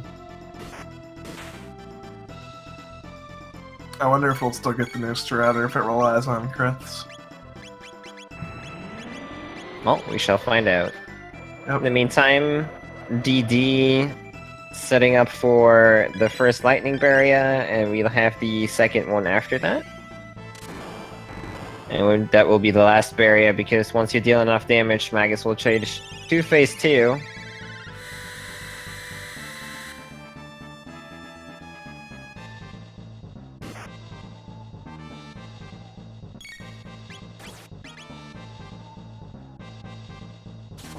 And the slash should push him over now. Phase 2 is actually the interesting phase for RNG manipulation, because it's routed in a way where you have to make a lot of very tight inputs to hit the script perfectly. You're never going to die after this point. All Magus is going to do is pretty much cast Dark Matter after a while, which will do like negligible damage. The main thing here is that on scripts we try to persevere the RNG for the next part. So, and that script is very, very hard, and there's some very tight slashes in there that you have to do with Chrono. And if you don't hit it perfectly, you'll get a second Dark Matter. But it's not the end of the world, really. It's just a little bit of time loss.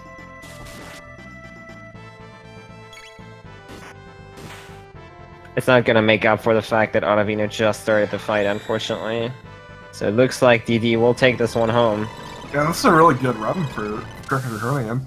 As far as his defeat Magus time goes, I think this is gonna be a PB for him. Oh yeah, this is on sub 150 pace if the rest of the fight goes well. If we can skip that Dark Matter.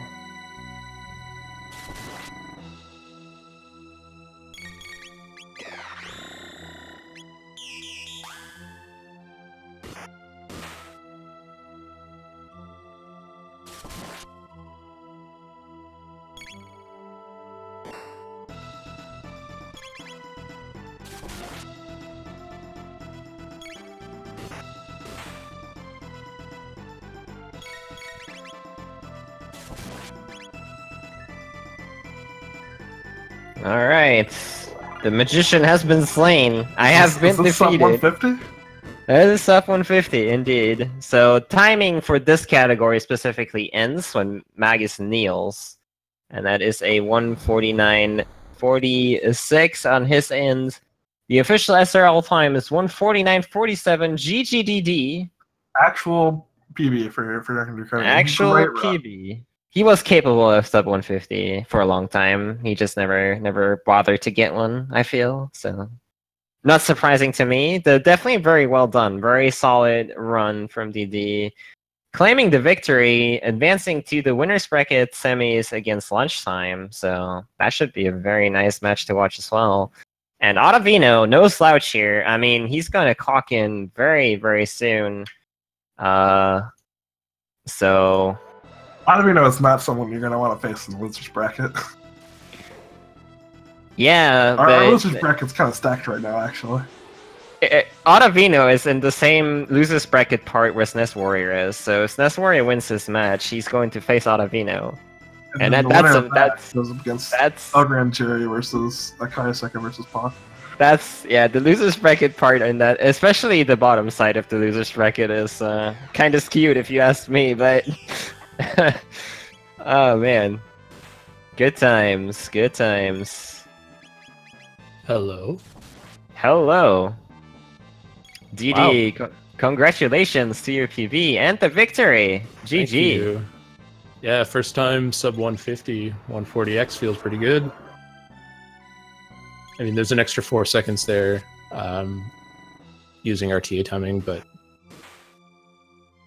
yeah, that felt really good all the way through. A couple silly mistakes, but my slime fight was like one of the best ever for four red slimes. Yeah, that was definitely solid.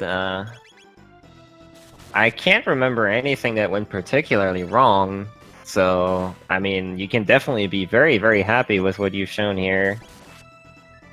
Yeah, I think I almost got in the same fight that Ottavino did in the prison escape too. You backed up and tried it again, and Ottavino didn't. It was amazingly similar. Yeah, I was really lucky. I noticed. I told myself that I'd go for quick shields, but you made the right call. Bailed. Yeah, same with the pit room in Magus' castle. I'm just like yelling at myself the whole time. Oh, you coward! You coward! Dude, I was thinking that you would walk into the pit at the end, dude. You were like tapping up, and I was like, "Stop, dude! Don't do it!" And then you held back and went right. I'm like, "Oh my god!" Yeah, and there goes Ottavino. Spoilers, I guess. Definitely spoilers. Hello. Sorry.